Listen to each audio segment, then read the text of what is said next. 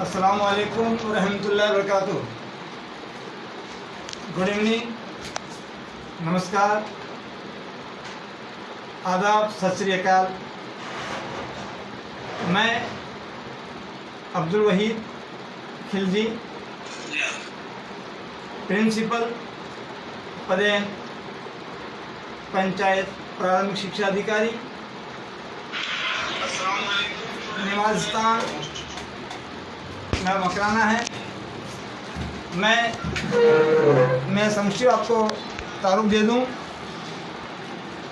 मकराना में लोहारपुरा राजौरा जाओ में मैं रहता हूं। मैं नत्थू जी पीरू जी का पोता होता हूं और नूर जी प्यार जी का नवासा। मेरे बड़े भाई साहब ठेकेदार अब्दुल शकूर, मिस्त्री अब्दुल हमीद साहब और छोटे भाई अब्दुल रशीद होते हैं। मैं मोहम्मद जी का लाडला हूँ। मैंने अपनी education regional college of education Ajmer से बीएससी ऑनर्स जूलॉजी बीएड के रूप में हासिल की थी 81 to 85 और 18 अक्टूबर 1985 को मेरा पहला पोस्टिंग सीनियर टीचर साइंस के रूप में हुआ। 6 साल सर्विस करने के बाद मैंने एमएससी जूलॉजी से जय नारायण व्यास विश्वविद्यालय जोधपुर से की और 96 में मेरा एज ए लेक्चरर प्रमोशन हुआ। आज मैं प्रिंसिपल पद के ऊपर साथ ही पंचायत प्रारंभिक शिक्षा अधिकारी के रूप में अपनी सेवाएं भीलवाड़ा ज़िले में बिजोलिया ब्लॉक के अंदर थड़ोदा राजकीय उच्च माध्यमिक विद्यालय में दे रहा हूँ। जो हजरात YSSC बिदासर फेसबुक पेज से जुड़े हुए हैं, मैं उनसे गुजारिश करूं कि आप तैयार हो जाएं। मैं आपके सामने आज हमारे शिक्षक बंधुओं के शिक्षण को किस प्रकार से प्रभावी बनाया जाता है और हमारे प्यारे विद्यार्थियों के अध्ययन को प्रभावी बनाने के लिए किस किस तरीके से क्या क्या गुण हो सकते हैं, उस पर हम चर्चा करेंगे। वैसे शिक्षण को प्रभावी बनाने के लिए, अध्ययन को प्रभावी बनाने के लिए बहुत से फैक्टर्स काम आते हैं। उनमें से कुछ कारकों के ऊपर आज हम चर्चा करेंगे। सम्मानीय शिक्षक बंधुओं, प्यारे विद्यार्थियों और साथियों, विद्या और विद्यार्थी, मैं हूँ सबका साथी। विद्या और विद्यार्थी, मैं हूँ सबका साथी। इसीलिए अर्ज करता हूँ कि बच्चों की हर जुबां पे आवाज़ हो हमारी, बच्चों की हर जुबां पे आवाज़ हो हमारी, सारे जहां में वाहिद परवाज़ हो हमारी। इसी को लेकर मैं आज सबसे पहले हमारे शिक्षक बंधुओं से निवेदन करना चाहूँगा कि आप एक अच्छा प्रभावी शिक्षण करना चाहते हैं। इसके लिए सबसे पहली बात ये होनी चाहिए, शिक्षक के हाथ में चौक हो, मन में शौक हो और सामने बोर्ड हो। अगर हमारे शिक्षक के सामने बोर्ड हो, मन में शौक हो और हाथ में चौक हो, तो उस शिक्षक बंधु का शिक्षण यकीनन प्रभावी बनेगा, बच्चों पे असर लाने वाला बनेगा। वो आवाज़ दिल से निकलेगी। इसलिए मैं शिक्षक बंधुओं से सबसे पहले निवेदन करना चाहूँगा, अपने शिक्षण पद्धति को, अपने शिक्षण को बहुत ही चिर स्थायी और प्रभावी बनाने के लिए अपने मन में एक शौक़ पैदा करें और हाथ में चौक लें और सामने बोर्ड रखें। साथ ही मैं अपने प्यारे विद्यार्थियों से भी कहना चाहूँगा कि नियमितता एक अपने आप में गुणवत्ता होती है। नियमितता ही गुणवत्ता है। आप अपने अध्ययन में नियमितता रखें, नियमितता अध्ययन में होगी, अध्ययन में गुणवत्ता आएगी। अगर नियमितता किसी खेल कूद में होती है तो खेल कूद में गुणवत्ता आती है। अगर नियमितता किसी भी काम काज में होती है, उस काम काज में गुणवत्ता आती है। इसलिए विद्यार्थियों से निवेदन ये है कि वो अपने कार्य में, अपने अध्ययन में, अपने अधिगम में नियमितता बनाए रखें। यह सबसे पहला गुण आपके पास होना चाहिए, जिससे कि आपका अध्ययन बिल्कुल चिरायु होगा, चिरस्थायी होगा, प्रभावी होगा। और साथ में मैं अपने शिक्षक बंधुओं से ये कहना चाहूँगा कि आप अपने मन में एक विश्वास संजो लें, विश्वास पैदा कर लें और ये कह लें विश्वास से कि मैं दुनिया का सबसे अच्छा शिक्षक हूँ, मैं और अच्छा बनना चाहता हूँ।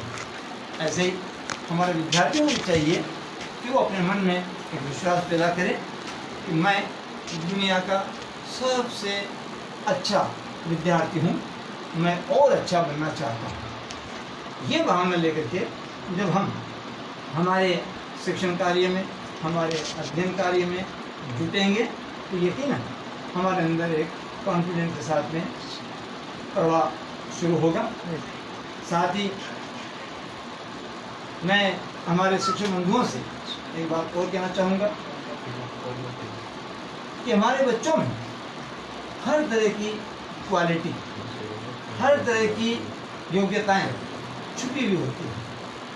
उदाहरण के तौर पे मैं बताना चाहूँ आपको, ये बीज देखिए, आप सभी हजरात बीज देखें, बीज सबने देखे हैं। इस बीज के अंदर, बीज को अगर हम ऊपर से देखें, चाहे अंदर से खोल के देखें, इसको तोड़ फोड़ के देखें, काट के देखें, चीर फाड़ के देखें, कैसे भी देखें, हमें इसके अंदर जड़, तना, पत्ती, फूल दिखाई नहीं देते, कभी नहीं दिखाई देते। तो क्या इसका मतलब हम मान लें इस बीज के अंदर जड़, तना, पत्ती, फूल, फल नहीं है? मैं आपसे पूछूं, क्या ऐसा नहीं है? नहीं, इसमें है, लेकिन वो दिखाई नहीं देगा। कब दिखाई देगा? जब इस बीज को हम एक अनुकूल वातावरण के अंदर डाल देंगे, इसको हम एक माहौल दे देंगे, इसके बाहर आने के लिए जो उसको माहौल की ज़रूरत है, उस माहौल को जब दे दिया जाएगा, उसको मिट्टी के हवाले कर दिया जाएगा और उपयुक्त ताप, पानी, हवा, खाद दे दी जाएगी, तो इसमें से स्वतः ही वो जड़, तना, पत्ती, फूल, फल बाहर आने शुरू हो जाएंगे। होंगे नहीं होंगे भाई?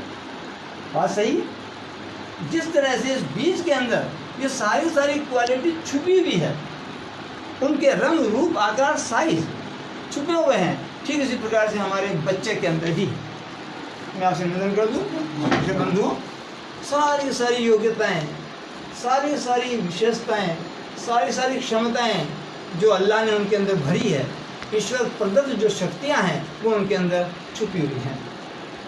हम शिक्षकों को उन शक्तियों को बाहर निकालने का काम करना है, उन्हें प्रकाशित करना है, और वो प्रकाशित तब होंगी जब उन्हें हम माहौल देंगे।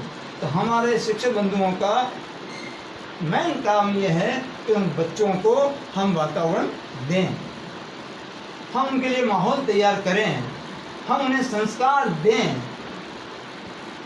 यकीनन हमारे संस्कारों को देने से, हमारे द्वारा वातावरण क्रिएट करने से, हमारे द्वारा ऐसा माहौल बनाने से बच्चे की शक्तियाँ स्वतः बाहर आने लगेंगी और वो बच्चा यकीनन होना हो।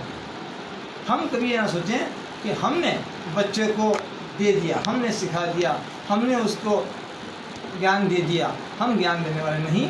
NCF 2005 ये कहता है कि बच्चा खुद अपने आप में समर्थ है, उसके अंदर शक्तियाँ छुपी हुई है, वो खुद अपना शिक्षक है। जिसको हम शिक्षक कह रहे हैं, हमारे शिक्षक बंधु तो उसका फैसिलिटेटर हैं।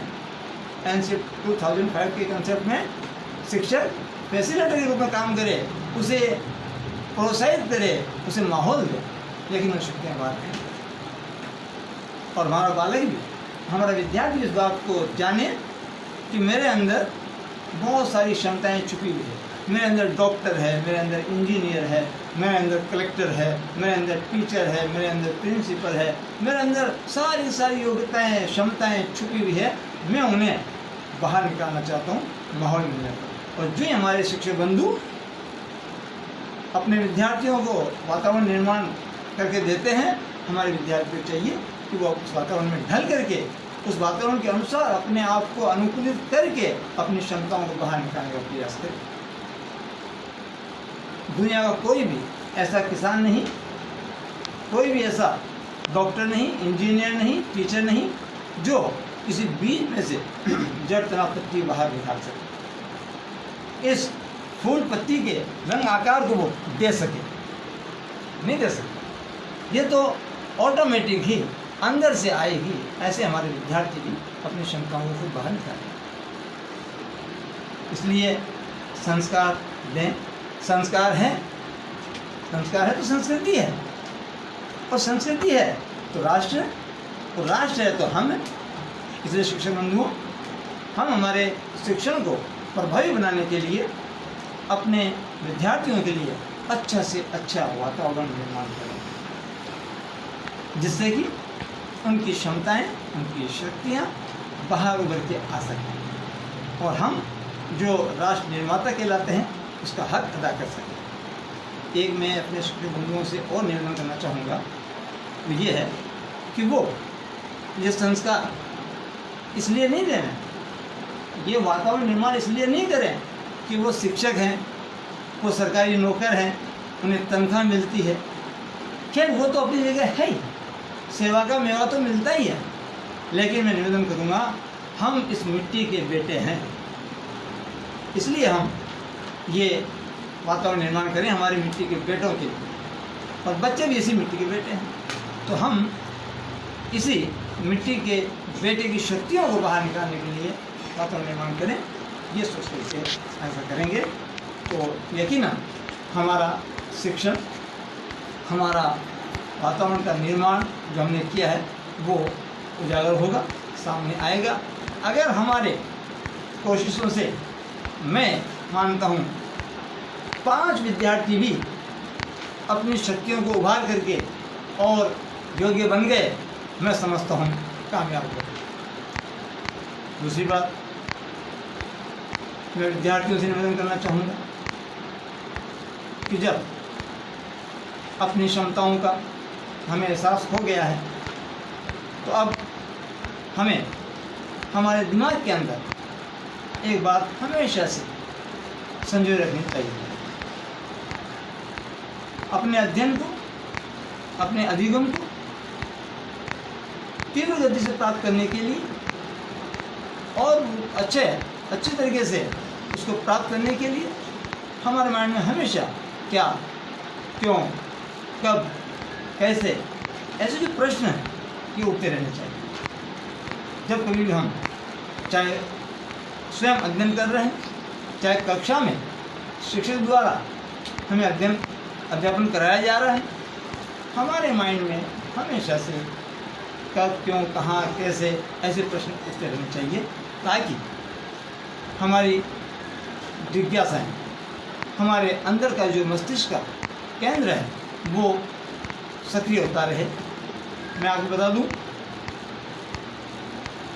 जो विद्यार्थी परिकल्पनाएं करता है अपने ज्ञान को प्राप्त करने के लिए, हमेशा जब कभी भी कोई बात सामने आती है, कोई घटना देखने को मिलती है, कोई चित्र देखने को मिलता है, कोई एक्टिविटी देखने को मिलती है या एक्टिविटी हम करते हैं तो उसके पीछे हमारी परिकल्पनाएं होनी चाहिए। हमें हाइपोथेसिस करनी चाहिए कि इस घटना से क्या हो सकता है, आगे इसका क्या रिजल्ट हो सकता है। उदाहरण के तौर पे मैं आपसे निवेदन करूं, जैसे ये पेपर और ये नोटबुक, हम देखेंगे पेपर नोटबुक के ऊपर है। मैं एक्टिविटी करता हूँ, पूछता हूँ हमारे विद्यार्थियों से, बताइए नोटबुक पहले गिरेगी या पेपर पहले गिरेगा? तो हमारे बच्चे अब हाइपोथेसिस करेंगे, परिकल्पना करेंगे क्या पीछे गिरेगा। वो परिकल्पनाएं गलत भी हो सकती है, सही भी हो सकती है। अगर गलत होती है तो उन्हें सही कर लेंगे और सही होती है तो उन्हें प्रभावित कर लेंगे। तो उसको हम एक्टिविटी करके देखते हैं क्या विचार आ रहा है सबके माइंड में। अपने अपने विचारों को, अपनी अपनी कल्पनाओं को आप माइंड में रखें और देखें कि आपकी कल्पना सही है या गलत, दोनों साथ भी। इसको हम विकसित करके देखते हैं, पेपर को नीचे रखते हैं। अब देखते हैं हमारी परिकल्पना क्या होती है। पहले कौन गिरेगा, कौन गिरेगा? अब कोई कहता है पेपर गिरेगा पहले, कोई कहता है नोटबुक पहले गिरेगी, कोई कहता है दोनों साथ गिरेंगे। तो इस परिकल्पना को साकार करने के लिए हम कर लेते हैं, एक्टिविटी कर लेते हैं और गिरा के देख लेते हैं दोनों साथ।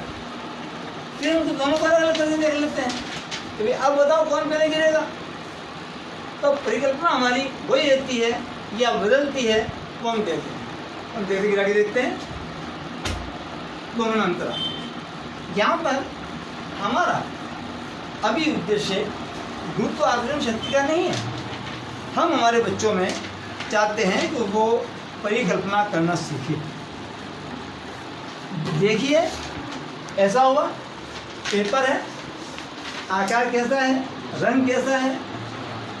फिर मैं इस पर एक एक्शन करना चाह रहा हूँ। बच्चा मेरे एक्शन को देखे और परिकल्पना करे, सोचे आगे क्या होने वाला है, क्या किया जा रहा है। बल लगाया जा रहा है, अभी बल का, ऊर्जा का कोई भी कंसेप्ट नहीं है, लेकिन उसको भी कल्पना करनी है। मैं जितने हमारे प्यारे विद्यार्थी बैठे हुए हैं सबसे निवेदन करूँगा, आप या सोचें, कल्पना करें, नोट करें और बताएं, अपने मन में सोचें कि क्या होने जा रहा है। देखिए देखिए क्या हो रहा है। ये बातें आप क्या हो रहा है वो जानिए। अब इसमें ऊर्जा का, बल का वो कंसेप्ट जो है वो हमारा सब्जेक्ट मैटर भी नहीं है।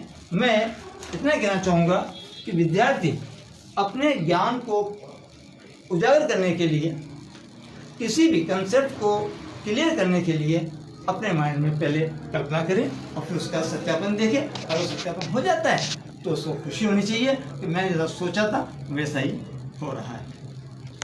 या मैं कह दूं, अगली बात निवेदन करना चाहूँ, हमें एक धारणा होती है, एक अवधारणा होती है। हमें धारणा को नहीं मानना है, अवधारणा को पैदा करना है। धारणा वो होती है किसी ने हमको कुछ कहा और हमने बगैर समझे ही उस बात को मान लिया, वो बात धारणा में आती है। और जिस बात को हमने समझ लिया और समझने के बाद में फिर माना, वो अवधारणा है। तो एक अच्छा विद्यार्थी वो है जो अवधारणा पैदा करके और अपना अधिगम करता है, अपना अध्ययन करता है। एक अच्छा शिक्षक वो है जो अवधारणा पैदा करके और अपना शिक्षण करवाता है। हमने सुना, उन लोगों को दिल में दिखाई नहीं देता और हमने मान लिया, सुन कर माना है, जाना नहीं हमने, फिर मान लिया। किसी ने कहा कि छींक आने पर आगे नहीं जाना चाहिए, अशुभ हो जाता है, हमने मान लिया, जाना नहीं है, मान लिया, ये धारणा है। अब हमें इस पे कल्पना करके, इस पे जानकारी प्राप्त करके और अवधारणा बदलना है, हमें इसके कारण को जानना होगा कि अगर छींक आने पर आगे बढ़ रहा है तो क्यों नहीं बढ़ना चाहिए। आज जब हम डॉक्टरों से पूछेंगे, बुजुर्गों से पूछेंगे, हमारे सीनियर से पूछेंगे तो बताएंगे कि हाँ भाई, जिस क्षण छींक आती है उस क्षण के लिए जो दिल की धड़कन है वो रुक जाया करती है। इसलिए ये बुजुर्गों ने ऐसा बनाया कि भी आगे मत जाएगा। तो हम इस बात को जान गए और मान गए, तो हम अब धारणा में आ गए। अब ये धारणा नहीं है, उन लोगों ने नहीं दिखाई देता, ये धारणा थी। हमने उस पर प्रयोग करके देख लिया और उसको दाना देके देख लिया, उसको पानी देके देख लिया, उस पर प्रयोग करके देख लिया, पिंजरे में बंद करके देख लिया, और हमने देखा कि वास्तव में वो हमारे हाथ से दाना पानी नहीं कर रहा है। हमें आइडिया लग जाएगा कि वो दिखाई नहीं देता है। तो हमारे विद्यार्थी को ये चाहिए कि हम केवल धारणाओं पर आधारित न रहें, और धारणाएँ हम अपने अंदर विकसित करें। एक, जब हम क्या, क्यों, कैसे, कब सारे विचार हमारे अंदर माइंड में आ जाते हैं और हम उसके अनुसार सोचना समझना शुरू कर देते हैं, तो हमारा मस्तिष्क और अधिक एक्टिव होने लगता है। प्यारे विद्यार्थियों, मैं आपसे निवेदन करूं, हमारा जो मस्तिष्क है उसमें आप पढ़ते हैं अग्र मस्तिष्क, मध्य मस्तिष्क, पश्चिम मस्तिष्क। तो आगे का जो मस्तिष्क है जिसको हम प्रोसेनसिफेरॉन कहते हैं, इस प्रोसेनसिफेरॉन में मैं बताना चाहूँगा हमारे मस्तिष्क की स्थिति है। आप देखें कि कार्पस कैलोसम होता है और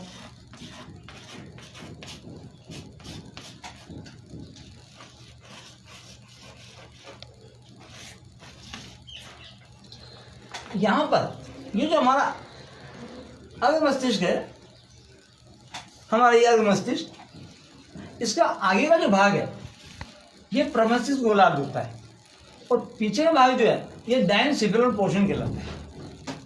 दोनों मस्तिष्क हमारे सोचने विचारने का काम करते हैं, कल्पना करने का काम करते हैं। बालक का हमारा जो अग्र मस्तिष्क का अगला भाग है, ये अगला भाग सोचने समझने का, तर्क वितर्क का काम करता है। लेकिन रचनात्मक क्रियाएं जो होती है, वो रचनात्मक क्रियाएं जो पिछला भाग है जिसको हम डायनसिफेरॉन कहते हैं, वो डायनसिफेरॉन पोर्शन जो है ये क्रिएटिव काम करने का काम करता है। ये नई नई कल्पनाएं करने का काम करता है, रचनात्मक कार्य करने का काम करता है। क्रिएटिविटी जो होती है वो यहाँ से होती है। अब ये जो मस्तिष्क का भाग है ये केवल 10% उपलब्धि देता है, और ये जो भाग है वो 90% देता है। हमारा विद्यार्थी, हम शिक्षक बंधु हमारे विद्यार्थी के प्रमस्तिष्क गोलार्ध यानी अग्र मस्तिष्क का जो अगला भाग है इसको विकसित करने में लगे रहते हैं। सुन करके, देख करके, बोल करके, लिख करके, है ना, उसको हम ज़्यादा से ज़्यादा तैयारी करवाते हैं और बच्चा पढ़ लेता है, सीख लेता है, रट लेता है, याद कर लेता है और पास भी हो जाता है, और बाद में वो भूल भी जाता है। ऐसा भी होता है।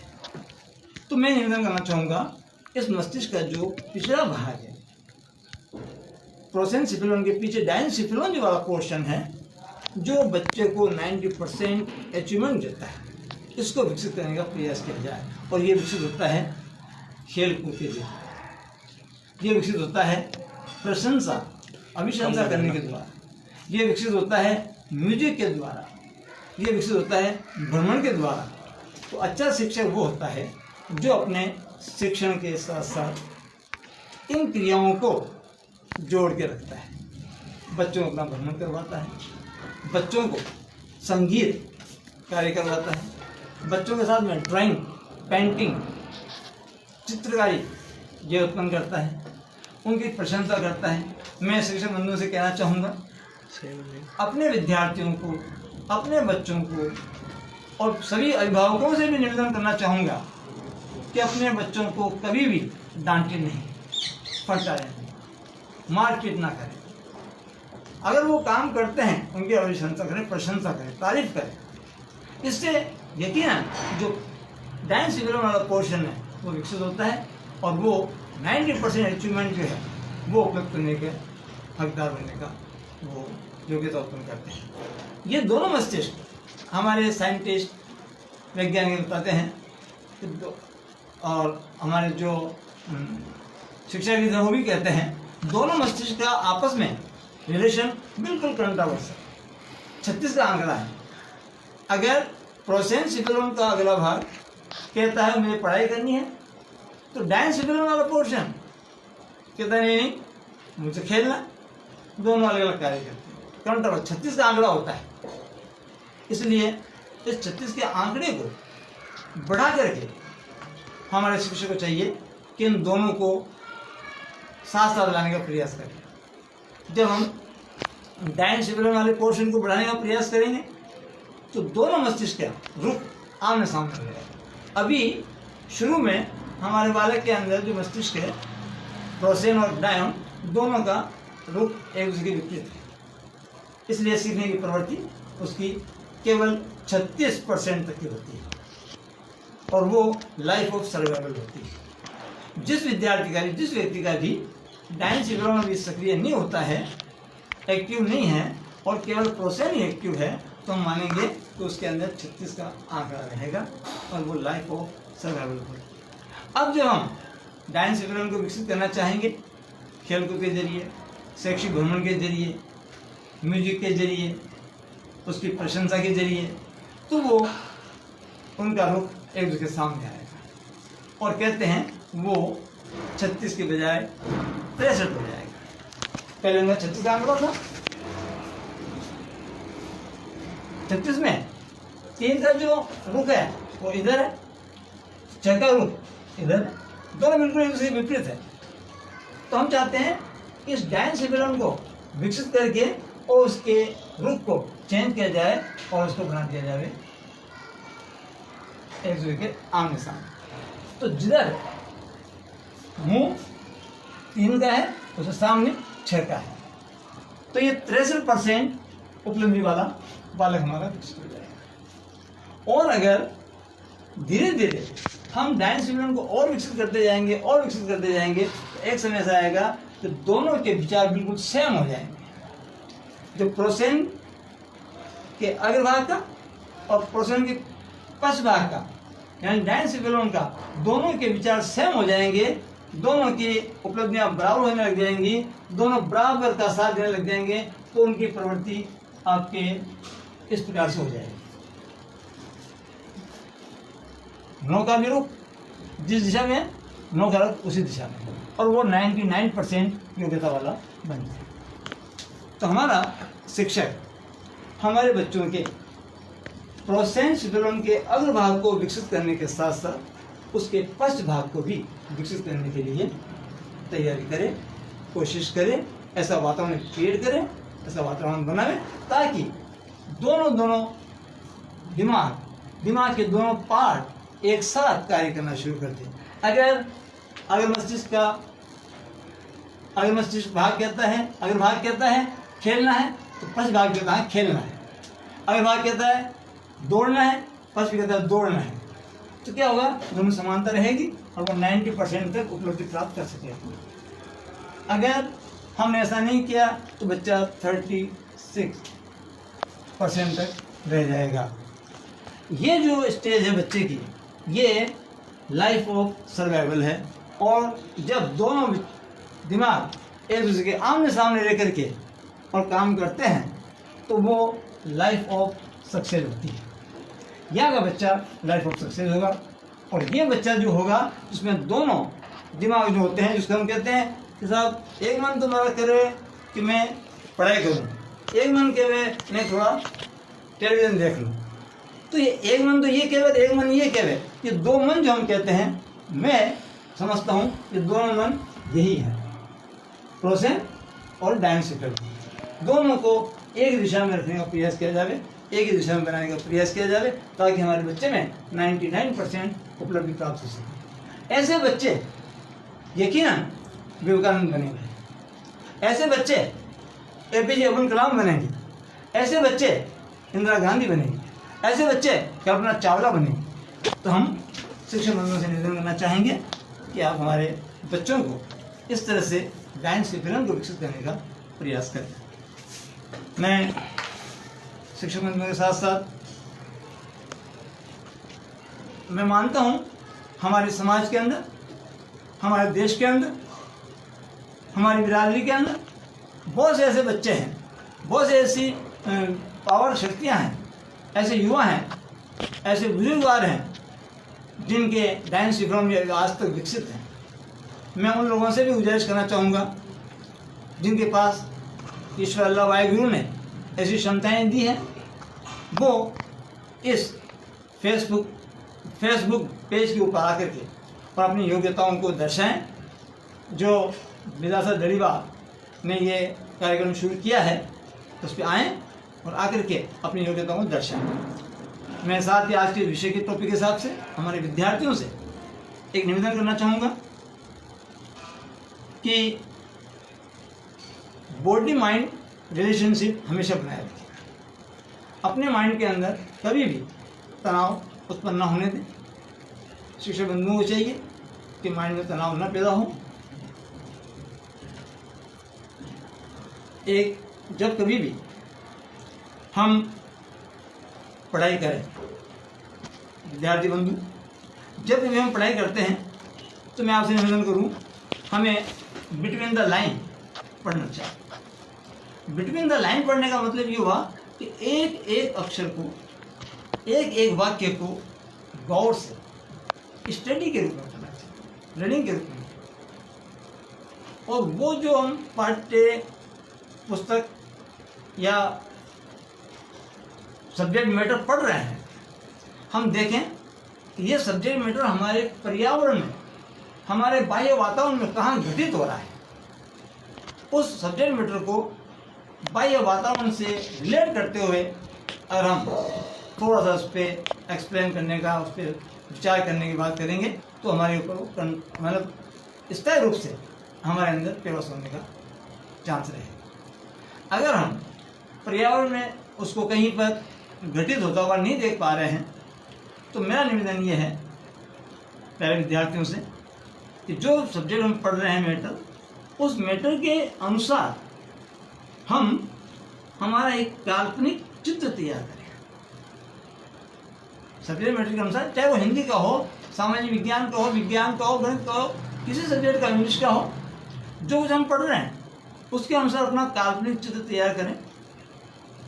और साथ ही हमारे जो ऑब्जेक्टिव्स हैं उसको ध्यान में रखें। जो सब्जेक्ट मैटर हम पढ़ रहे हैं उस सब्जेक्ट मैटर से समानता रखने वाला और मैटर कहाँ कहाँ हमने देखा, कहाँ कहाँ हम देख रहे हैं, वैसे समानता कहाँ कहाँ मिल रही है, उस मैटर से भिन्नता वाला मैटर और हमने कहाँ देखा, कहाँ मिल रहा है।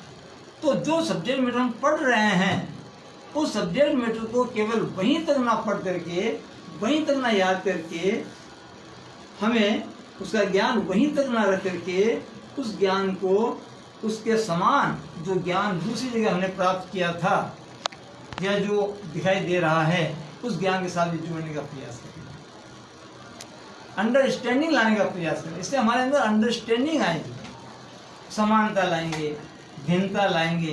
तो भिन्नता देखेंगे, समानता देखेंगे और देखेंगे ऐसे उदाहरण और कहाँ मिल रहे हैं, उदाहरण देना सीखेंगे। तो उदाहरणों के आधार पर सामान्यीकरण करना सीखेंगे, तो हमारे अंदर समझ पैदा हो जाएगी और वो ज्ञान हमेशा के लिए रह जाएगा। इतना ही नहीं, मैं निवेदन करना चाहूँगा अपने उस सब्जेक्ट मैटर के अनुसार आप अपने टीचिंग एड भी तैयार करें, मॉडल तैयार करें। जो फालतू चीज़ें होती हैं उसके उन चीज़ों को अपने मॉडल के रूप में काम में लेना। मैं देखता हूँ, देखिए बोतल है, बिल्कुल खाली है, जब ली थी 10 रुपये की थी, खाली हो गई, फेंक दिया। अब बेकार किए। नहीं ऐसे हम काम मिले में हमारे शिक्षक बंधुओं से निवेदन करना चाहूँगा कि आप भी अपने विद्यार्थियों की योग्यताओं को बाहर निकालने के लिए ऐसी छोटी छोटी एक्टिविटी समय समय पर करते रहें और उनको हाइपोथेसिस, उनकी कल्पनाएं उनको कराते रहें। देखें क्या हो रहा है, क्यों हो रहा है, क्यों नहीं हो रहा है, क्यों हो रहा है, क्यों नहीं हो रहा है। तो हमारा विद्यार्थी ऐसे एक्टिविटी को देख करके कल्पना करेगा क्या कारण है, उसे हमें अभी जवाब नहीं देना है कि वायु दाब का कारण है, जल दाब का कारण है, या कोई और वजह है, आसंजन है, सरसंजन है, हमें कुछ नहीं बताना है। केवल हमारे विद्यार्थी को एक्टिविटी करके छोड़ देना है और हमारे विद्यार्थी को ऐसी, जब वो अपना अध्ययन करता है तो ऐसी जो फालतू की चीज़ें होती है उन फालतू की चीज़ों को काम में लेकर के और अपने ज्ञान को स्थायी बनाने का प्रयास करना चाहिए। साथ ही जब वो ज्ञान को अंडरस्टैंड कर लेता है, समानता देख लेता है अपने ज्ञान की, अपने ज्ञान की भिन्नता देख लेता है, अपने ज्ञान के अन्य उदाहरण खोज लेता है, उसके बाद में उस ज्ञान को अप्लाई करने की कोशिश करनी चाहिए कि हमारे ज्ञान की उपयोगिता क्या है। आज हमारे बहुत सारे भाई BA हैं, MA हैं, LLB किए हुए हैं, MSc किए हुए हैं, लेकिन उन्हें पूछें कि भाई आप बॉटनी से MSc हैं, क्या बागवानी कर सकेंगे? नहीं कर सके। तो उन्होंने MSc कर ली, बागवानी के बारे में पढ़ के आए हैं, लेकिन उन्होंने एप्लीकेशन में अपने ज्ञान को नहीं लिया। तो मैं अपने विद्यार्थियों को कहना चाहूँगा, जो कुछ भी हम पढ़ते हैं उसकी उपयोगिता हम दैनिक जीवन में देखें और उसे दैनिक जीवन में उपयोगी बनाने का प्रयास करें। तब देखिए वो ज्ञान हमारा कितना स्थायी तौर पे हमेशा हमेशा के लिए बना रहेगा, कभी ख़त्म नहीं होगा, जिससे हमारी रटने की प्रवृत्ति जो है वो खत्म हो जाएगी और अंडरस्टैंडिंग अपने आप रहेगी इंशाअल्लाह। साथ ही हम ये भी देखें, हमारे सामने विद्यार्थियों से कहना चाहूँगा, हमारे सामने कोई भी समस्या है, कोई भी दिक्कत आ जाए, पाठ्य पुस्तक के अंदर कोई प्रश्न ऐसा आ गया, किसी भी सब्जेक्ट का कोई वर्ड ऐसा आ गया, तो हम पहले सबसे पहले उस वाक्य को, उस शब्द को पहचानें, उस समस्या को पहचानें, उसकी पहचान करेंगे समस्या किस प्रकार की है, बाकी किस प्रकार का है, और फिर उससे संबंधित कुछ तथ्य हम आंकड़े इकट्ठे करें। कहीं पढ़ करके, कहीं सुन करके, रेडियो सुन करके, टेलीविज़न से सुन करके, देख करके, हमारे जो गुरुजी हैं उनसे पूछ करके, हमारे घरों में जो माता पिता पढ़े लिखे हैं उनको पूछ करके, हमारे सीनियर साथियों से पूछ करके, और उस वाक्य के बारे में, उस शब्द के बारे में, उस मीनिंग के बारे में हम जांच पड़ताल करें, हम आंकड़े इकट्ठे करें, ज्ञान प्राप्त करें और फिर उसके बाद में हाइपोथेसिस तैयार करें और फिर उसको हम एक्सप्लेन करने का प्रयास करें।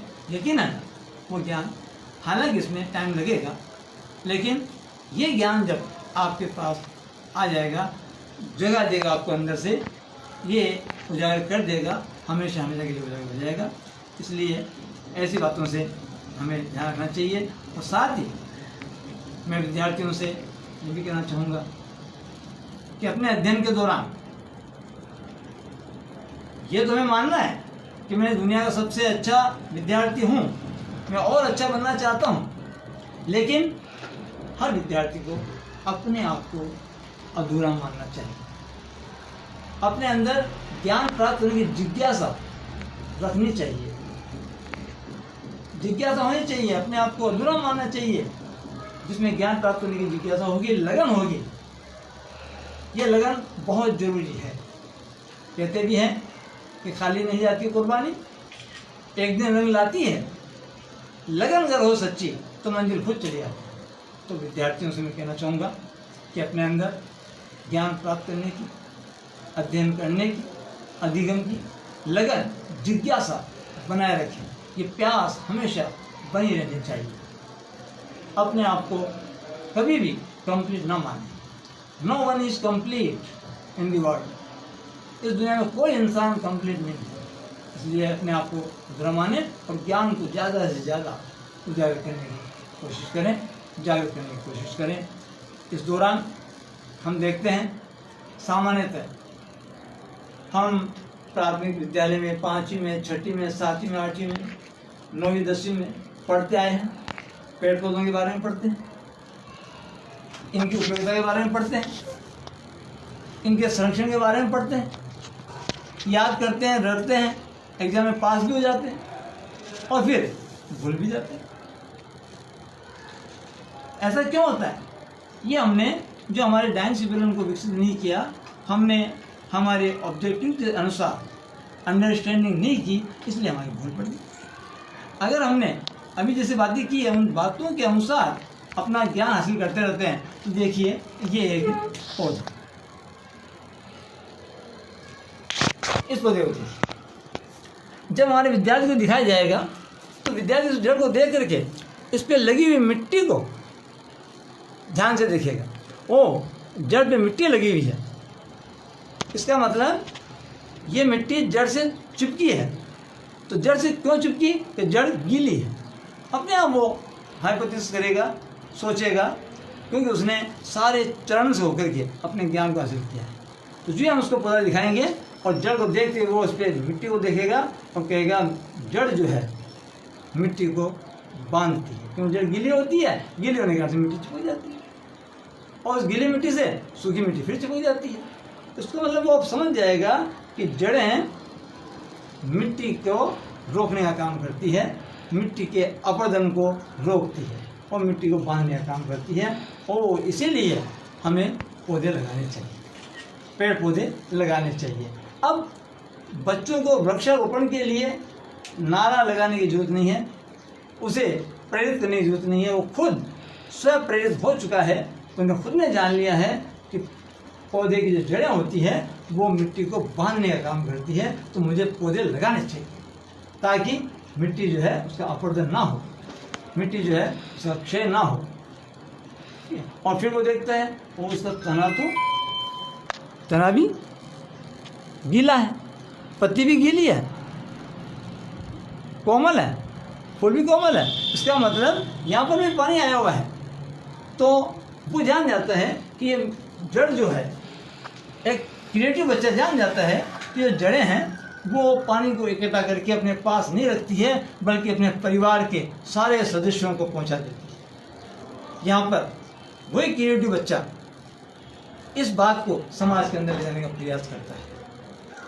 और जिस तरह से ये जड़ अपने इकट्ठा किए हुए पानी को अपने परिवार के सदस्यों में पहुंचा रही है, अपने शरीर के सदस्यों में पहुंचा रही है, ऐसे ही समाज के अंदर भी जो व्यक्ति ज़्यादा संग्रह किया हुआ है उसे चाहिए कि वो अन्य तक अपने उस संग्रहण को पहुंचाए।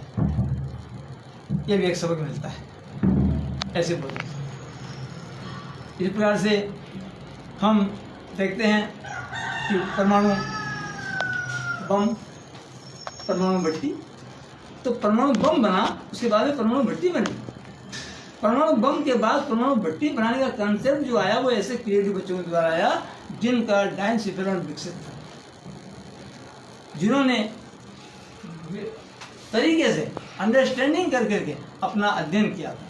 तो मैं विद्यार्थियों से कहना चाहूँगा, आप जो अध्ययन करें आप लोग, उस अध्ययन में प्रभाविता, उस अध्ययन में स्थायित्व लाने के लिए हम उस सब्जेक्ट मैटर को समझने का प्रयास करें, उसमें समानता, भिन्नता सारी देखें, उसकी उपयोगिता वो देखें, तब जाकर के हम एक स्थायी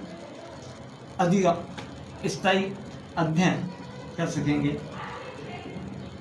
अपने आप को जो विद्यार्थी इस प्रकार से तैयार करता है, मेरा मानना है वो अपना हर एक टारगेट पूरा कर लेता है। प्यारे विद्यार्थियों, ये बात अनडाउटेडली फैक्ट है। फिर भी हम देखते हैं कि जितनी सफलता हमें मिलनी चाहिए कभी कभी मेहनत के बावजूद नहीं मिल पाती। तो चूंकि सभी विद्यार्थी आज कंपटीशन का युग है, तो कंपटीशन के युग में सभी विद्यार्थी समान रूप से तैयारी कर रहे हैं, इसलिए सबका सफलता मिलना नामुमकिन होता है। इसके लिए हमें मायूस नहीं होना चाहिए। सब कुछ अध्ययन अच्छा करने के बावजूद, प्रभावी अध्ययन होने के बावजूद सफलता नहीं मिल पा रही है, इसके पीछे कोई ना कोई कारण अवश्य होता है।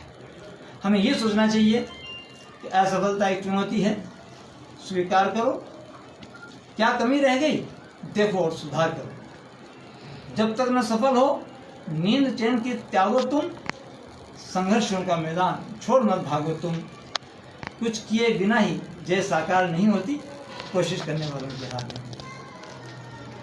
इसलिए हमें हिम्मत नहीं हारनी चाहिए, और हिम्मत है तो कीमत है। हम कहते भी हैं कि हिम्मत हर गाफिल को गतिमान बना देती है, हिम्मत हर दुर्बल को बलवान बना देती है, हिम्मत अगर चाहे तो पत्थर को पानी कर दे, हिम्मत हर मुश्किल को आसान बना देती है।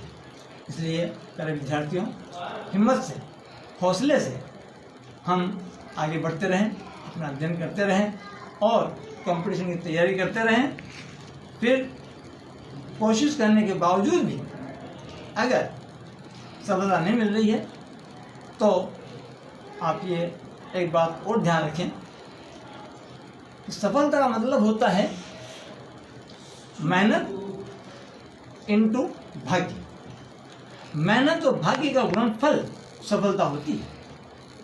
इसलिए हमें ईश्वर अल्लाह वाहिगुरु को समय समय पर याद करते रहना चाहिए, अपने अध्ययन के साथ साथ उस शक्ति को भी अपने साथ जोड़ने का प्रयास करते रहना चाहिए। यकीनन हमें सफलता मिलेगी। एक अपने अध्ययन को प्रभावी बनाने के लिए और विकसित करने के लिए, तीव्र गति देने के लिए मैं विद्यार्थियों से कहना चाहूँगा कि आप कैरियर गाइडेंस से भी जुड़ें। अपनी नोटबुक तैयार करें, उसके अंदर जीके के प्रश्न लिखते रहें, कैरियर पॉइंट जो हमको मिलते हैं उन्हें नोट करते रहें। इसके अलावा हमारे विद्यालय के अंदर आजकल राजीव गांधी करियर पोर्टल शुरू हुआ है, हर विद्यालय में है। आप अपने विद्यालय की आईडी से उसको खोलें, अपना एसआर नंबर एंटर करें, तो आपको वहाँ सारी कैरियर के बारे में जानकारी प्राप्त हो जाएगी। तो अपने अध्ययन को प्रभावी बनाने के लिए, अपने क्षेत्र को देखने के लिए आपको कैरियर गाइडेंस की आवश्यकता पड़ेगी। तो आप कैरियर गाइडेंस लेकर के आप आईसीटी लैब आजकल हर विद्यालय में होती है। आईसीटी लैब में आप सेटकॉम लगे होते हैं, प्रोजेक्टर लगे होते हैं जा करके, और उसमें भी शिक्षण होता है।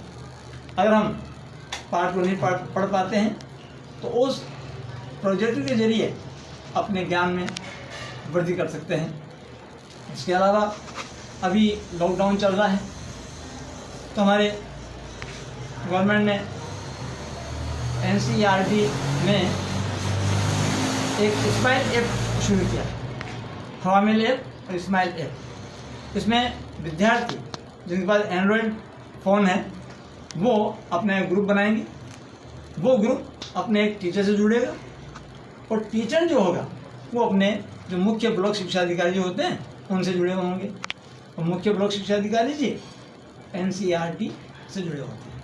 तो इस प्रकार से जो भी प्रोग्राम आते हैं वो हमारे बच्चों के ऐप के ऊपर, मोबाइल के ऊपर स्माइल ऐप जो है उस पर आते हैं। अगर हम पढ़ करके अपने ज्ञान में वृद्धि नहीं कर सकते, अपने आप को जगा नहीं सकते, तो हम उस ऐप के जरिए, स्माइल ऐप के जरिए अपने संबंधित पाठ को पढ़ करके, सुन करके और उसमें अपने ज्ञान में वृद्धि कर सकते हैं। ये भी एक तरीका है। इसके अलावा आप जानते हैं हमारा गूगल गुरु है, उसके जरिए भी हो सकता है। यूट्यूब जो है उस पर भी आप सर्च करके और अपने पसंद का टॉपिक, अपने आवश्यकता का टॉपिक आप तलाश करके और उसमें अध्ययन कर सकते हैं, उसमें ज्ञान में वृद्धि कर सकते हैं, अपने अध्ययन को, अपने अधिगम को स्थायी बना सकते हैं। तो ये विद्यार्थी अपने विद्यार्थी जीवन में, विद्यालय काल में अगर ये मेहनत कर लेता है तो उसे आगे किसी प्रकार की परेशानी का सामना नहीं करना पड़ता है। मैं शिक्षक बंधुओं से भी कहना चाहूँगा कि इसके लिए हमारे विद्यार्थियों को भी आप प्रेरित करते रहें।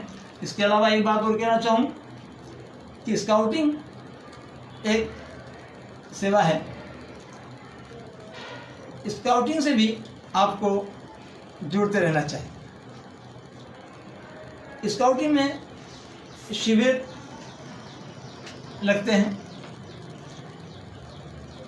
5 से 10 साल के बच्चे का जो स्काउटिंग होता है वो कब बुलबुल कहलाता है, वो कब बुलबुल होता है, कब लड़के होते हैं, बुलबुल लड़कियां होती हैं। और 10 से 15 साल के बच्चे जो हैं वो स्काउट गाइड होते हैं। लड़के स्काउट होते हैं और लड़कियां गाइड होती हैं। अपनी पढ़ाई को प्रभावी बनाने के लिए, अपने अध्ययन को प्रभावी बनाने के लिए ये स्काउट गाइड ढूंढना जरूरी होता है।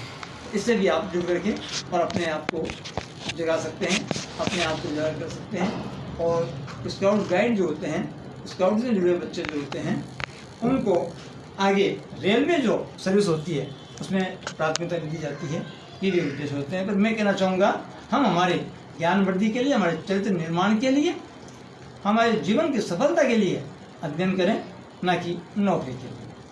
इसके अलावा एक बात कहना चाहूँ मैं अपने शिक्षक बंधुओं से कि शिक्षण के दौरान अगर हमारे विद्यार्थियों को थोड़ी बहुत मायूसी या सुस्ती या नर्वसनेस आ रही हो तो बीच बीच में थोड़ा मनोरंजन करवा दिया जाए।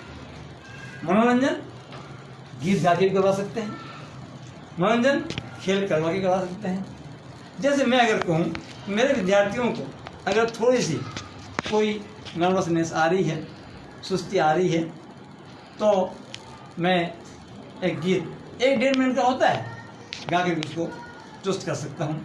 जैसे आई हवा गई हवा, सर सर सर सर चली हवा, आई हवा गई हवा, सर सर सर सर चली हवा, बागों में बगीचों में फूल खिलाती चली हवा, आई हवा गई हवा, सर सर सर सर चली हवा, पतंग उड़ा पेच लड़ा, अरे पतंग उड़ा पेच लड़ा, कटी पतंग ले उड़ी हवा, आई हवा गई हवा, सर सर सर सर चली हवा।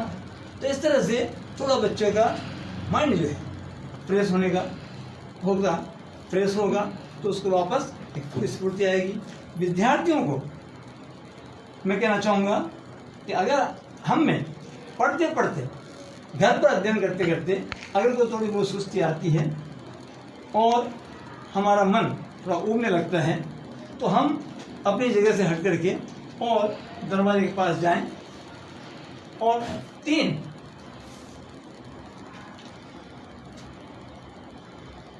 लंबे लंबे सांसें लें, हाथ मुंह धोएं, 2 बिस्किट खाएं, पानी पी लें और वापस अपनी जगह के आगे बैठ जाएं, फ्रेश हो जाएंगे। और ज़्यादा ही अगर 4-5 घंटे बाद में फिर थकान सी महसूस होती है, मैं हर विद्यार्थी को कहना चाहूँगा हर 1-1.5 घंटे बाद में अपनी जगह से उठ करके हाथ मुंह धोएं, लंबी सांस लें, 3 लंबी सांस लें, 2 बिस्कुट खाएं, पानी पिए, फ्रेशनेस आ जाए, फिर वापस अध्ययन करने के लिए तैयार हो जाए। और ज़्यादा 6-7 घंटे तक अध्ययन करने पर नींद की अगर शिकायत हो रही है, उदासी आ रही है, तो बिल्कुल आप किताब बंद करके और लेट जाएं, सीधे लेट जाएं, आंखें बंद कर लें, ना सोचना, ना कुछ बोलना, ना कुछ और करना। इससे मांसपेशियाँ जो हमारी कॉन्टेक्ट हुई है शीतल हो जाएंगी और वापस स्फूर्ति आने का चांस बन जाएगा। इसके अलावा मैं ये भी कहना चाहूँगा कि सर्वांगीण विकास के लिए बच्चों के, हमारे विद्यार्थियों को शिक्षक से जुड़े रहना चाहिए। हर शिक्षक के मोबाइल नंबर हमारे विद्यार्थी के पास रहने चाहिए। हर शिक्षक के पास विद्यार्थी के मोबाइल नंबर रहना चाहिए। विद्यार्थी को विद्यालय से जुड़े रहना चाहिए, विद्यालय की लाइब्रेरी से जुड़े रहना चाहिए और विद्यार्थी को अपने समाज से भी जुड़े रहना चाहिए। जो विद्यार्थी, शिक्षक, विद्यालय और समाज इनसे जुड़ा रहेगा बराबर, यकीनन उनमें सर्वांगीण विकास होगा। जो शिक्षक अपने विद्यालय से, अपने विद्यार्थी से, अपने समाज से जुड़ा रहेगा, यकीनन उसमें भी एक निखार आएगा। तो अपने योग्यता को बढ़ाने के लिए, अपने विकास को करने के लिए, सर्वांगीण विकास करने के लिए समाज का होना भी जरूरी है। मैं शिक्षक बंधुओं से कहना चाहूँगा, हमारे विद्यार्थियों का, आप क्लास के अंदर टेस्ट लेते रहें, स्कूल में भी टेस्ट लें, अंतिम मूल्यांकन करें, विद्यार्थी के दृष्टिकोण को देखें कि विद्यार्थी का दृष्टिकोण विद्यालय के प्रति कैसा है, विद्यालय का दृष्टिकोण शिक्षक के प्रति कैसा है, विद्यार्थी का दृष्टिकोण विद्यार्थी के प्रति कैसा है।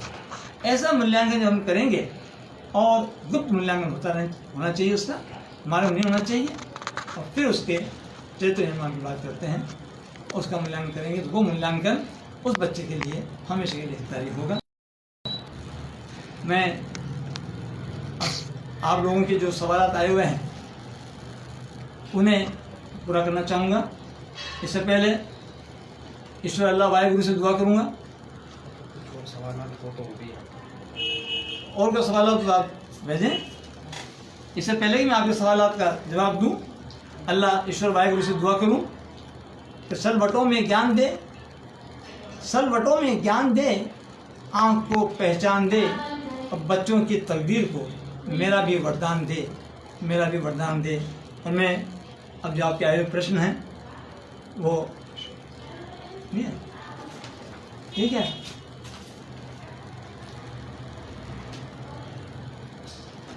ये एक प्रश्न आया था, वर्तमान में जो बीमारी फैली है, पॉजिटिव केस बहुत आ रहे हैं, तो अपनी स्टडी को कैसे मेंटेन करें? अपने स्टडी को कैसे मेंटेन करें? प्यारे विद्यार्थियों, केस पॉजिटिव आ रहे हैं या नेगेटिव आ रहे हैं, वो जहाँ आ रहे हैं वहाँ आ रहे हैं। हम हमारे घर के अंदर लॉकडाउन है, हम लॉकडाउन में हैं, हमारे घर पर हैं, हमारी जो पाठ्य पुस्तकें हमारे पास हैं, आप कहीं से अगली क्लास के नहीं हैं, तो अगली क्लास के अगर नहीं है तो अभी मैंने आपसे निवेदन किया, अभी स्माइल ऐप चल रहा है, आप अपने शिक्षक गुरुजी से कह करके और अपने एंड्रॉयड मोबाइल से आप उनसे जुड़ें, और आपके पास में हर सब्जेक्ट का, हिंदी का, गणित का, विज्ञान का लेसन आएगा, और शिक्षक उस पर डिमोन्स्ट्रेशन देते हुए आपको एक्सप्लेन करेंगे, आप उसको प्राप्त कर सकते हैं, ज्ञान ले सकते हैं। इसके अलावा आपके पास जो एंड्रॉयड फ़ोन है, यूट्यूब आप चलाते हैं, यूट्यूब पर आप खुद सर्च करके और अपने टॉपिक को तलाश कर सकते हैं। आप जो टॉपिक चाहते हैं हो सकता है वो अभी मिल जाए, नहीं मिले, लेकिन कभी ना कभी टॉपिक मिलेगा। यूट्यूब के ऊपर आप सर्च करके अपने टॉपिक को तलाश कर सकते हैं, अपनी स्टडी को मेंटेन कर सकते हैं। इसके अलावा अभी हवा मेल एक ऐप और आया है, उसके द्वारा आप कर सकते हैं। और जो अपने घर में, आपके घर में जो सीनियर आपके चाचा भाई है ना, या पिता अम्मी भाभी जो भी हैं, उनसे भी आप डिस्कस करके अपने सब्जेक्ट को क्लियर कर सकते हैं, ऐसी बात नहीं है। लेकिन ये कह करके कि भाई पॉजिटिव केस आ गए हैं शहर के अंदर, तो अब मैं क्या करूँ, अपन को पॉजिटिव केस से हमारे स्टडी का जो है लिंक टूटना नहीं चाहिए। पॉजिटिव केस आया, वो शहर में आया है या जिले में आया है ना, हमारे मोहल्ले में आया, मान लीजिए हमारे घर में नहीं आया, तो हम हमारे घर के साथ में रह करके अपने ऐप के जरिए शुरू कर सकते हैं। ठीक है, बता।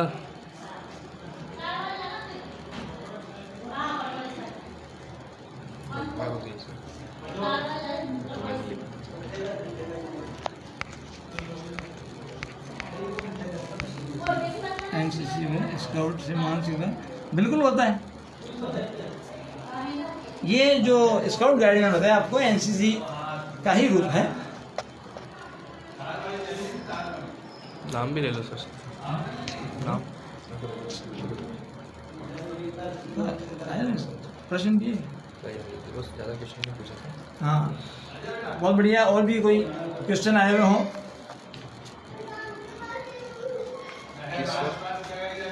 किस वक्त किस चीज़ का कितनी ज़रूरत है, इस बात को समझना शिक्षकों के लिए कितना, किस वक्त किसी चीज़ की कितनी ज़रूरत है, इस बात को समझना शिक्षकों के लिए कितना ज़रूरी है? शिक्षकों को किसी बात की कितनी ज़रूरत है, किस वक्त में कितनी ज़रूरत रहेगी, ये मैं शिक्षक बंधु आपसे निवेदन करूँ कि आप उस बच्चे की साइकोलॉजी को पढ़ें। एक शिक्षक जो होता है वो साइकोलॉजिस्ट भी होता है, मनोवैज्ञानिक होता है, और वो मनोवैज्ञानिक शिक्षक अपने बच्चे की मनोदशा को जान करके खुद भांप लेता है कि बच्चे को किस चीज़ की ज़रूरत है और कितनी ज़रूरत है। तो अपने बच्चों को आप पास में बिठा करके उसकी काउंसलिंग करें, उससे पूछताछ करें, और वो अगर पूरा नहीं बोल पाता है, पूरा खुल नहीं पाता है, तो आप उसकी साइकोलॉजी के अनुसार उसे विकसित करने का प्रयास करें, जानने का प्रयास करें। एक मैसेज आया सर प्रतिदिन ये रामजन बल्कि साहब हैं। सर प्रतिदिन 15 मिनट आप समयानुसार समय निकालकर हम सबका ज्ञानवर्धन जानकारी फेसबुक के माध्यम से देते रहें। सर मैं रमजान भाई इसकी मैं पूरी कोशिश करूँगा कि फेसबुक के ज़रिए मैं आपके जिज्ञासाओं को पूरा करूं। इंशाल्लाह मैं पूरी कोशिश करूंगा। समय सदुपयोग के, ये फिरोज भाई सिलावट जानना चाहते हैं कि समय के सदुपयोग के बारे में कुछ बताएं। समय का सदुपयोग हम कई तरीके से कर सकते हैं। अगर हमारे पास में किताबें हैं, अहादीस की किताबें हैं, उनको पढ़ के कर सकते हैं। हम हमारे बराबर के साथी जो क्लासमेट हैं, हमारे भाई बहन हैं, उनसे डिस्कस करके कोई भी एक टॉपिक छेड़ लो कि चलिए भी आज हम डिस्कस करते हैं बारिश के नहीं होने पर। अगर किसी शहर में कंटिन्यू अल्लाह ना करे 5 साल बारिश ना हो तो क्या हो, ये पॉइंट हो, सदुपयोग हो जाएगा। इसके अलावा आप बैठे बैठे जितने भी घर के अंदर हमारे अनुपयोगी सामग्री है, उन अनुपयोगी सामग्री को, जैसे अभी ये अनुपयोगी सामग्री है, इस पे धागा डाल दिया, ये छोटा सा एक्सपेरिमेंट आप कर सकते हैं। बच्चों को जोड़ लिया है ना, और कान में लगा दिया, बोला, तो इसको आप एक टेलीफोन की तरह काम में ले सकते हैं। तो इसको, जिसको हम टीचिंग एड कहते हैं, उसको बनाने का प्रयास कर सकते हैं। अब हमारे जो ग्लूकोज की थैलियाँ आती हैं, फालतू पड़ी होती हैं, घरों के अंदर कई अनवांटेड मटेरियल होते हैं, उनको जोड़ करके, पॉलीथीन होती है, उनको आपस में जोड़ करके और फ्लावर बना सकते हैं। यानी सदुपयोग करने का तरीका ये है भी कि हमें किस तरह से आवश्यकता हमें क्या है। फिरोज सलावट का एक मैसेज है, तो सदुपयोग हमारे द्वारा हम फिरोज सलावट सदुपयोग है ना, समय के सदुपयोग के बारे में कुछ बताएं। तो समय का सदुपयोग जो है आप अपने किताबें पढ़ के कर सकते हैं। आप लिख करके, कुछ लिखने का शौक़ हो तो कविताएं लिखें, अभी है ना, कोई कहानी लिखें, अपने जीवन के संघर्ष के बारे में कुछ बताएं। फिरोज भाई कहना चाहते हैं, सबसे ज़्यादा दिक्कत जीवन के किस दौर में आई, बताएं। फिरोज भाई, मैं एक मजदूर बाप का बेटा हूँ। मेरे वालिद मोहतरम मोहम्मद जी खिलजी जो कारीगर थे, चुनाई करते थे। हम 7 बहन भाई, 4 भाई 3 बहनें, कमाने वाले एक। और बाद में हमारे बड़े भाई साहब अब्दुल शकूर साहब ठेकेदार मिस्त्री कमाने लगे। उसके बाद में धीरे धीरे उनसे छोटे भाई अब्दुल हमीद साहब भी कमाने लगे। और हम अध्ययन करते थे, पढ़ते थे। तो संघर्ष में तो हमने ये देखा कि जब गरीबी का आलम था तो हमने भी हमारी 8वीं क्लास तक की जो पढ़ाई थी उस समय तक चकले गढ़ने का काम किया था। पत्थर के चकले होते थे तो पत्थर के चकले बनाए जाते थे, चकलों को बेच करके, और हम हमारी जो भी आवश्यकता होती थी उसकी पूर्ति करते थे। हमारे बहनों की, है ना, हमारे घर की आवश्यकता पूर्ति भी थोड़ी बहुत उसमें होती थी। लेकिन अल्लाह ने बड़ा इनाम किया, हमारे भाई साहब को बहुत जल्द इस योग्य बना दिया कि उन्होंने, जो ही मैंने 10th पास किया, एक समय ब्रेक आने का टाइम हो गया था। 10th के बाद में मेरे वालिद साहब को मैंने कहा कि मैं फर्स्ट डिवीज़न पास हो गया हूँ, तो वालिद साहब ने खुशी जाहिर की। लेकिन आगे पढ़ाने के लिए थोड़ी समस्या भी आने लगी, तो भाई साहब ने, शकूर साहब ने सऊदी अरब जाने का फैसला किया और अल्लाह ने सुनी, उन्हें सऊदी अरब भेजा और वहाँ से मेरी पढ़ाई का और सुविधा उत्पन्न होने लगी। और मैं आज अल्लाह के हुक्म से, भाई साहब की दुआओं से आपके बीच में इस मुकाम पर। शिक्षकों का सामाजिक महत्व भाई अख्तर हुसैन साहिब जानना चाहते हैं। शिक्षकों का केवल सामाजिक महत्व भी नहीं है, इनका तो हर क्षेत्र में महत्व है। आज हम समाज के अंदर देख रहे हैं, समाज में जो बाल विवाह की बुराइयां अगर ख़त्म की है किसी ने, तो हमारे शिक्षक बंधु हैं।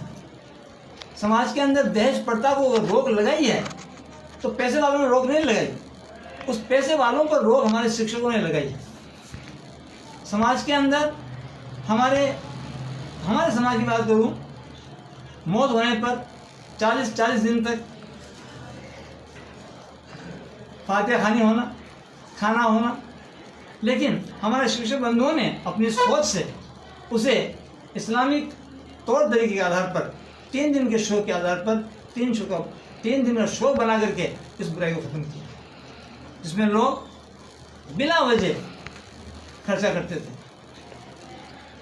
ब्याह शादियों में बंदूरियाँ निकलती थी, पटाखे छूटते थे, डीजे चलते थे। इन पे बुराइयाँ, इन बुराइयों पे कंट्रोल हमारे शिक्षक बंधुओं ने किया। तो सामाजिक बुराइयाँ जहाँ जहाँ भी पैदा हुई है, हमारे शिक्षक बंधु उसको आगे आकर के और ख़त्म करते रहे हैं। इसके अलावा राष्ट्र, इसीलिए तो क्योंकि समाज राष्ट्र की इकाई होती है। कोई भी समाज हो, समाज राष्ट्र की इकाई है, और समाज की बुराइयों को खत्म करने वाला शिक्षक है। मालूम ये हुआ कि राष्ट्र का निर्माण करने वाला भी शिक्षक ही है। इसलिए शिक्षक का महत्व तो अख्तर साहिब बहुत बड़ा है, बहुत बड़ा है। शर्त है कि वो शिक्षक का कोई भी मूल्य नहीं है, शिक्षक की कोई कीमत नहीं है।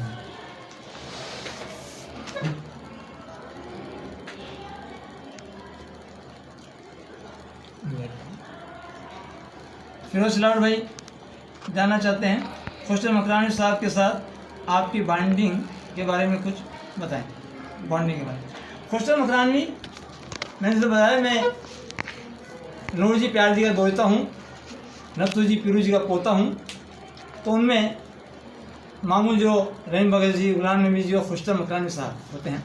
खुशर मकरानी साहब ग्लोबल राइटर हुए हैं, साहित्यकार हुए हैं, उर्दू अदब के बहुत बड़े अदीब हैं और मैं उनका हकीकी भांजा होता हूँ।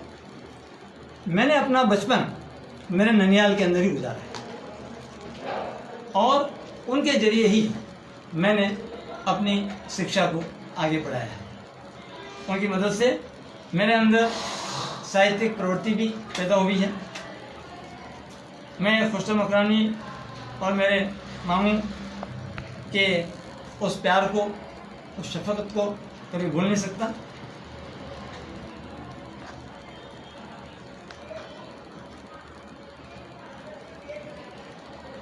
बहुत बहुत शुक्रिया आपके ज़रा नवाजी का। आपने मुझे सुना, मेरी हौसला अफजाई की। बहुत बहुत शुक्रिया। अस्सलाम वालेकुम व रहमतुल्लाहि व बरकातहू। टाइम पर होगी।